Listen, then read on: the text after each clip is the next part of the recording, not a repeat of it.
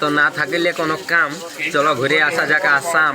তো যাই বা হোক, আজকের এই ট্রাভেলিং মিনি ব্লগটাতে জানাই সকলকে ওয়েলকাম। তো এই মুহূর্তে আমি যে জায়গাটাতে আছি এটা হলো নিউ জলপাইগুড়ি রেলওয়ে স্টেশন। তো আসামের কোকরাঝাড় থেকে ট্রেনটা আমরা ধরেছি।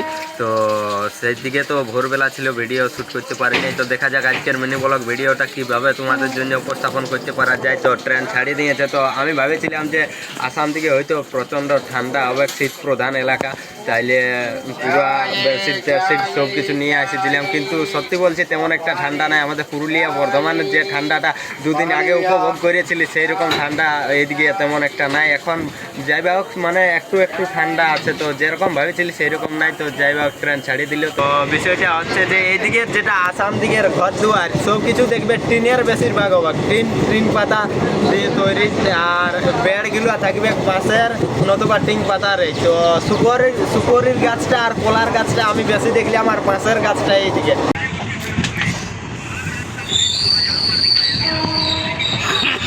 আশা করি ট্রেন চালাতে গেলেও দিতে হয় গিয়ার। আর তোমরা তো সবাই ও মাই ডিয়ার। তো এখন যে জায়গাটাতে আছি এটা হলো নিউ কোচবিহার। তো চলো ট্রেন ছাড়ছে, এয়ারপোর্ট চাপবো।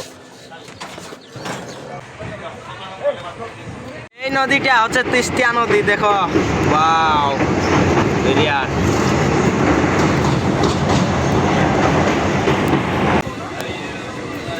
ও ভাই,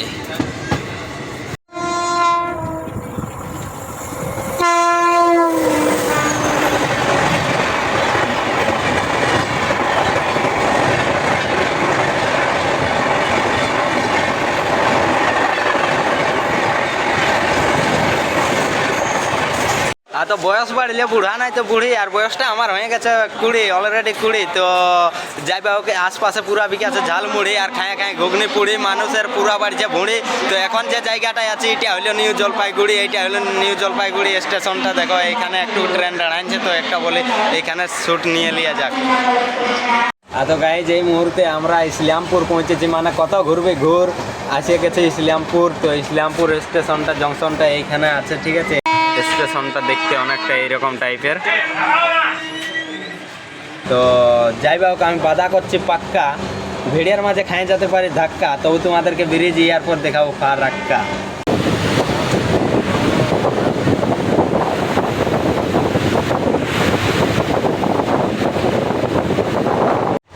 তো যথা যাবে যে বটি পুরুলিয়া জেলার ছা।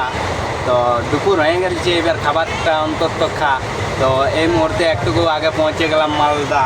তো খাবার হিসেবে আমি বিরিয়ানি নিয়েছি, এই যে দাঁড়াও।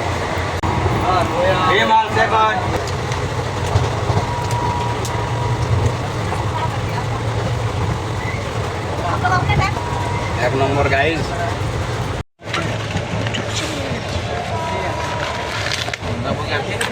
তো গাইজ ফাইনালি বর্ধমান জংশন পৌঁছে গেছে, ঠিক আছে। আর বেশি দূর নাই, ঠিক আছে। তো পশ্চিমবাংলার এমন একটা জেলা হইলো বর্ধমান, বা জায়গা হইলো বর্ধমান, যেখানে প্রচুর পরিমাণে চাষ হয় ধান।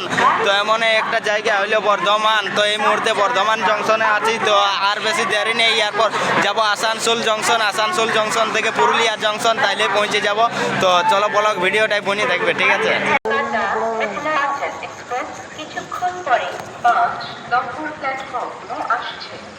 আসানসোল জংশনটা দেখতে এরকম, ওইদিকে লিফট আছে। স্টেশনের একেবারে বাইরে আইলাম, এইদিকে কিছু খাওয়া দাওয়া করতে হবে, না হলে খাওয়া দাওয়া কী করে হবে ঘর যাওয়া। তো দেখা যাক কি যে পাওয়া। তো দোকান দিকে যাচ্ছি, আশা করি এইখানে সস্তার মধ্যে তারকা রুটিটাই পাওয়া যায়, তো ওইটাই খাবো, ঠিক আছে। তো গাইজ সকলকে গুড মর্নিং জানাই। তো এরপর আমরা বাড়ি যাব। এই আসানসোল থেকে ট্রেনটা ধরবো, আদ্রার লাইনে যাবে না, এটা জয়চন্ডীর লাইনে যাবে, ঠিক আছে। তো এই যে এই ট্রেনটা দেখছো, এই ট্রেনটাতে এয়ারপোর্ট যাব আমরা।